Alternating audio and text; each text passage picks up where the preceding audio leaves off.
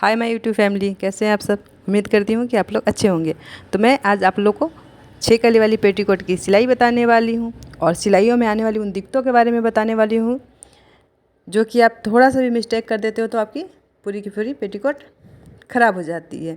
तो फ्रेंड्स, ये बहुत सारे लोगों के साथ में ये चीज़ होता है। मुझे बहुत से लोगों ने मैसेज किया था कि मैम हमें एक बार फिर से पेटीकोट की सिलाई बताइए और आपको कटिंग इसका देखना है तो मैं लिंक डाल दूँगी। आप मेरा पहले वाला वीडियो कटिंग वाला देख लीजिएगा जिससे कि आपको कटिंग भी समझ में आ जाए। और उसमें यदि आपको नहीं समझ में आएगा तो मुझे मैसेज करके आप बताइएगा, मुझे कमेंट कीजिएगा, तो फिर मैं अगला वीडियो उस कटिंग पे फिर से आप लोगों को बना के बताऊंगी।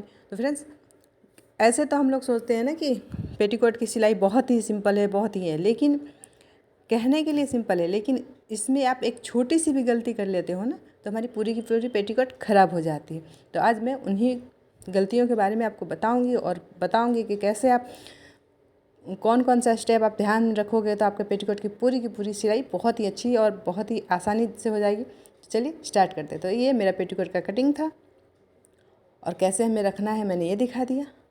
तो फ्रेंड्स, पेटीकोट का 6 कली वाले में जैसे कि आपको पता है कि बीच में एक चौड़ा भाग होता है और उसके बाद 2 पतली पतली वाली होती है। और यदि हमारे कमर में जब हम कमर पट्टी के लिए कटिंग करते हैं उसमें यदि आपको छोटा पड़ जाए तो आप इस तरीके से कटिंग करके उसमें ज्वाइंट कर लीजिएगा।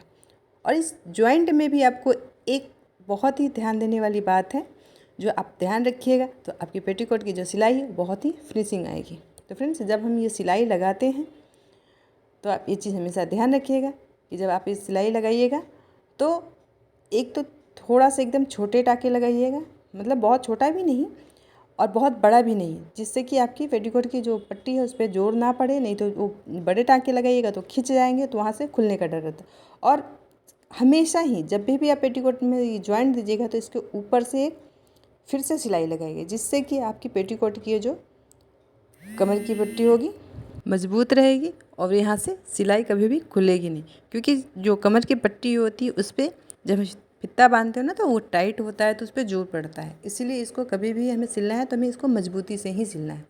और अब ये पेटीकोट में सबसे ध्यान देने वाली बात होती है कि आपको उसकी कली कैसे लगानी है। तो फ्रेंड्स, सबसे पहले बात, हम जो चौड़ी वाली कली लेंगे और उसमें जो साइड में हमें कली जोड़ना है।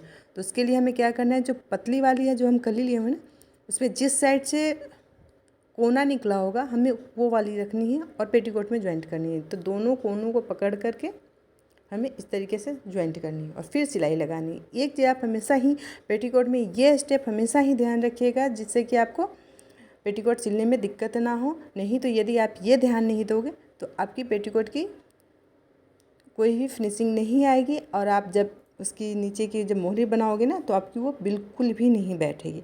इसलिए आप हमेशा ही याद रखिएगा, जब भी आप पेटीकोट सिलिएगा तो ये हमेशा याद रखिएगा कि जो कोने वाला होता है वो बीच में ज्वाइंट में आता है और जो सीधा लाइनिंग वाला होता है जो साइड में वो हमारे साइड वाले में आती है। तो ये आपको हमेशा ही एक स्टेप है जो आपको ध्यान रखना है, जिससे आपकी पेटीकोट कभी भी ख़राब नहीं होगी।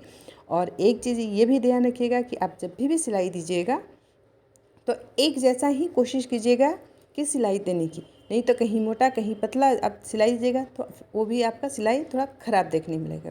और इसी तरीके से फिर हमें दूसरे साइड में भी अटैच करना है। तो इस साइड में भी हमें जिस साइड में कोना है वही अटैच करना है और जो सीधी वाली लाइन है वो हमारी पीछे साइड में जाएगी। पीछे का मतलब है कि बैक में, दोनों साइडों में जाएगी इस तरीके से। तो ये आप ध्यान दीजिएगा, बिल्कुल जैसे मैं आपको सिल के बता रही हूँ आपको इसी तरीके से सिलना है। तो एक बार आप ध्यान से देखिए इसको और इसी तरीके से हमें दोनों ही पार्टों को सिल लेना है। जैसे इसमें मैंने दोनों साइडों में पतला पतला वाला लगाया कोने से पकड़ करके, वैसे ही दूसरे वाले में भी आपको कोने से पकड़ के दोनों में ही लगाना है। तो चलिए पहले आप ये देखिए, उसके बाद फिर मैं आपको बताती हूँ।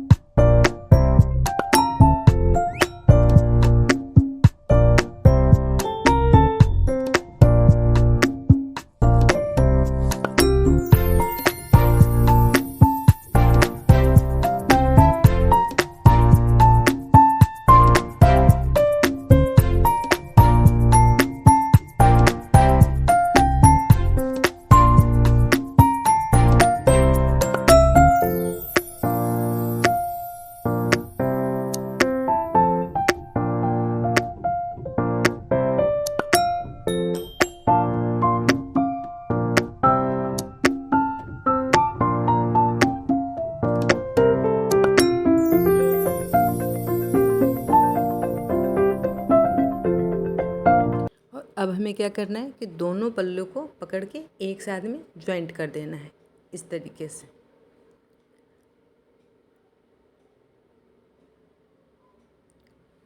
तो फ्रेंड्स ये चीज़ आप हमेशा ही याद रखिएगा कि आपको सिलाई जब भी लगानी है एक जैसी लगानी है। और कैसा लगा आपको मेरा वीडियो आप मुझे कमेंट करके ज़रूर बताइएगा, और अच्छा लगेगा तो लाइक कर दीजिएगा और शेयर कर दीजिएगा। और अगर आप मेरे चैनल पर नए हैं तो मेरे चैनल को प्लीज़ सब्सक्राइब कर लीजिएगा, जिससे कि मैं और आगे अच्छे अच्छे वीडियो बना सकूं। मेरे मशीन में थोड़ी सी प्रॉब्लम है, इसलिए बार बार धागा कट जा रही है, तो इसके लिए माफ़ कीजिएगा। तो इस तरीके से हम इसको पहले सिल लेंगे, और उसके बाद फिर हम क्या करेंगे, हमें इसके साइड में जहाँ से हम डोरी लगाते हैं ना, वहाँ पे हमें हल्की हल्की से पहले इस तरीके से पकड़ के यहाँ पे सिलाई करनी है। एकदम साइड कोने से सिलाई करनी है। ठीक है, इस तरीके से यहाँ से आपको हल्की पतली सी सिलाई लगा लेनी है। ये जो हम फीता वगैरह डालते हैं ना, तो वहाँ पे साइड में रहता है इसके लिए कि ये इसको सिलाई करने से ना इसकी फिनिशिंग अच्छी आती है। तो इस तरीके से आपको सिलाई कर लेना है। उसके बाद फिर हम कमर पट्टी लगाएंगे।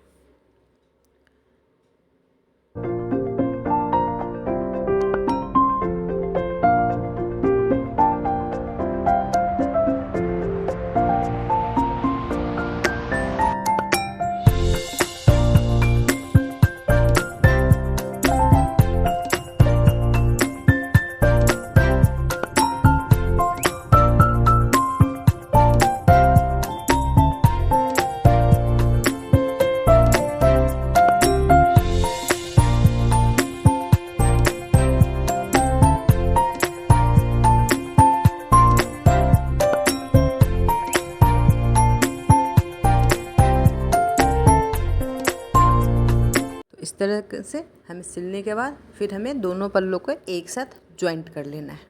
तो इस तरीके से आप ज्वाइंट कर लीजिएगा। यहाँ पे एक दो बार सिलाई इसको आगे पीछे करके मशीन चला दीजिएगा, जिससे कि आपकी इसमें मजबूती आ जाएगी।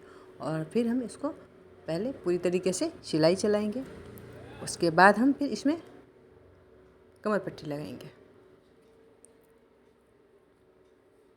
फ्रेंड्स, आपको जैसे पता होता है कि मेरी ज़्यादातर वीडियो होती है जो बिगनर्स के लिए होती है, तो इसके लिए मैं छोटे छोटे स्टेप करके और आपको इस तरीके से बताने की, सरल भाषा में समझाने की कोशिश करती हूँ, जिससे कि आप लोगों को अच्छी तरीके से समझ में आ सके। इसलिए मैं ज़्यादातर इसमें इंची टेप का इस्तेमाल कम ही करती हूँ, जिससे कि आप लोग को समझने में आसानी हो। क्योंकि ज़्यादातर इंची टेप से बताने में भी लोग बहुत सारे जो बिगनर्स होते हैं वो कन्फ्यूज हो जाता है कि इसको इतना ही इंच में नापना है। तो ज़रूरी नहीं है कि जो इंच में नाप के आपको बता रही हूँ उतना ही आपको नापना है, उससे आप ज़्यादा भी नाप सकते हैं। आपका जो फिटिंग के हिसाब से, आपकी जो कपड़े की लंबाई के हिसाब से, जो आपकी चौड़ाई के हिसाब से, उस हिसाब से। तो उसके लिए आसान सा स्टेप है कि यदि आप पेटीकोट सिल रहे हैं तो आप उसका कमर का पट्टी इस तरीके से मिला लीजिएगा। जितना आपका कमर का चौड़ाई है आप उस हिसाब से रखिएगा। कम ज़्यादा वो आप अपने हिसाब से कर सकते हैं कि जितना भी आपके पेटीकोट की फिटिंग होगी, लंबाई चौड़ाई होगी, इस हिसाब से अपने।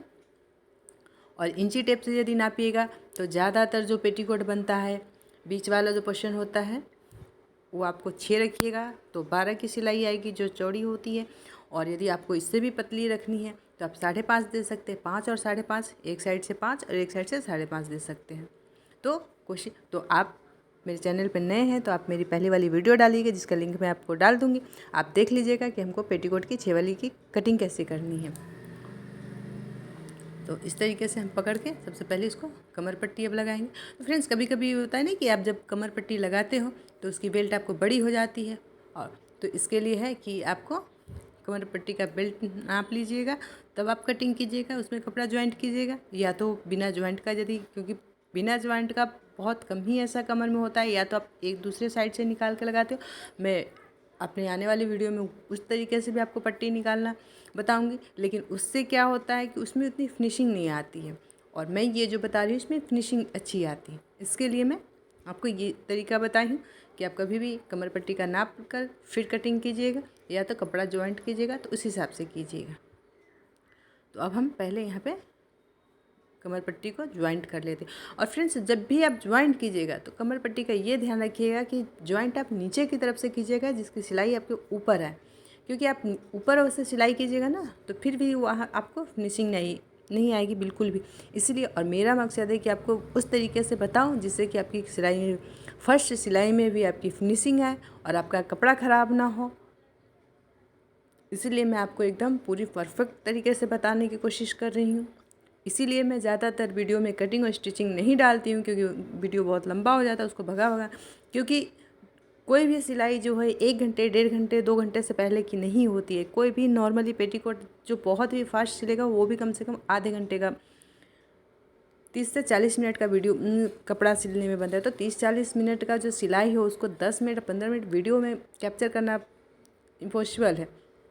इसके लिए हमें भगा भगा के डालना पड़ेगा, और भगा के डालने का मतलब है कि फिर आपको ढंग से समझ में नहीं आएगी। तो इसके लिए मैं कोशिश यही करती हूँ कि मैं किसी वीडियो में आपको सिलाई बताऊँ, किसी वीडियो में कटिंग बताऊँ, क्योंकि दोनों एक साथ करूँगी तो आपको समझ में नहीं आएगा। तो इसके लिए मेरा ज़्यादातर वीडियो कटिंग का अलग और सिलाई का अलग होता है।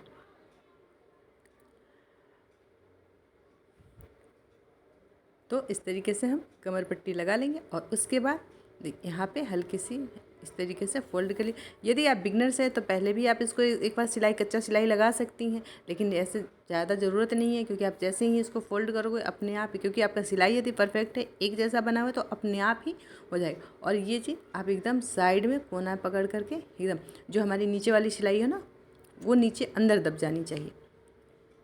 इस तरीके से आपको 1-2 बार मशीन को ऊपर नीचे करके फिर चला के फिर आगे लेना है, कि जहाँ से कि आपकी सिलाई उधड़ेगी नहीं। तो इस तरीके से, और ये जो मैं आपको बता रही हूँ इस तरीके से आप सिलिएगा तो आपको एक ही बार में ही आपका, यदि आपको मशीन ढंग से चलाना आता है तो आप एक ही बार में पूरी पेटीकोट फिनिशिंग से सिलाई कर सकती हैं। और यदि आपको मशीन कैसे चलाना है, मशीन को कैसे बनाना है, उसमें धागे कैसे लगाने, या मशीन की छोटी मोटी कोई भी प्रॉब्लम होती है और आपको वो सीखना है, तो आप मुझे कमेंट के ज़रिए ज़रूर बताइएगा। तो मैं उसके ऊपर भी एक वीडियो बना के डालूँगी, क्योंकि मशीन चलाने के साथ साथ मशीन को बनाना भी एक हम लोग के लिए बहुत बड़ी प्रॉब्लम होती है। क्योंकि छोटी छोटी प्रॉब्लम जब हो जाती है, धागा फेंकना या कोई भी चीज़ इसमें होती है ना, तो हमें बहुत ही दिक्कत होती है। उसके लिए बार बार हमें मशीन को उठा करके ले जाना पड़ता है, फिर बनवाना ले जाने में बहुत झंझट हो जाती है। तो इसके लिए आप मुझे कमेंट कीजिएगा, तो मैं आपको उस पर भी प्रॉपर वीडियो बना के डाल दूँगी, जिससे आप घर बैठे ही मशीन में पार्ट भी चेंज कर सकते हैं, या हमें धागा कैसे डालनी है, बॉबिन कैसे भरना है, मैं सब उन छोटी छोटी प्रॉब्लम के बारे में भी आपको बताऊँगी कि सुई क्यों टूटती है, धागा क्यों टूटता है, वो सब प्रॉब्लम के बारे में आपको मैं बताऊँगी। तो इसके लिए आप मुझे कॉमेंट कीजिएगा। तो फ्रेंड्स देखिए, हमने जैसे ही पहला ही सिलाई लगाया तो देखिए हमारी पेटीकोट की सिलाई कितनी फिनिशिंग आई हुई है। और हम एक बार और यदि इस पर सिलाई चला देंगे ना, ऐसे जहाँ हम सिलाई चलाए ना उससे थोड़ी सी ऊपर, एकदम थोड़ी सी एकदम साइड से, जो सुई और धागे बीच का जो होता है ना, फुट के अंदर दोनों के बीच जो गैपिंग है, बस उतना ही गैप के अंदर आपको सिलाई उसके जस्ट बगल से सिलाई चला लेनी, जिससे कि हमारी पेटीकोट की मजबूती भी बन जाती है और फिनिशिंग भी आती है।